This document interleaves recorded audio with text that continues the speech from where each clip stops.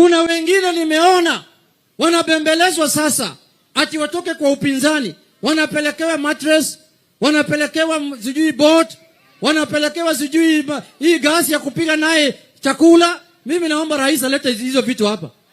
Kama hao watu wameshiba, wamekula kuanzia uhuru 1963, kuna watu wako na njaa hapa.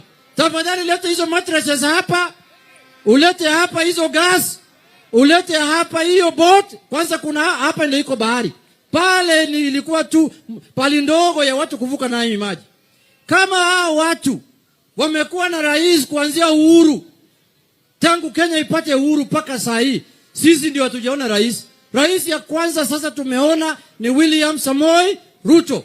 Sasa tunaomba tafadhali, usiharibu pesa, usiharibu mali ya wananchi, usiharibu chochote pale ambaye watu hawataki usaidizi. Sisi ndio tuko na haja ya usaidizi. Leta hizo vitu hapa na tutakupigia kura kwa fujo.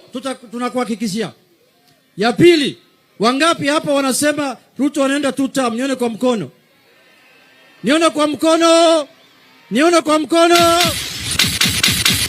Kwa hayo machache.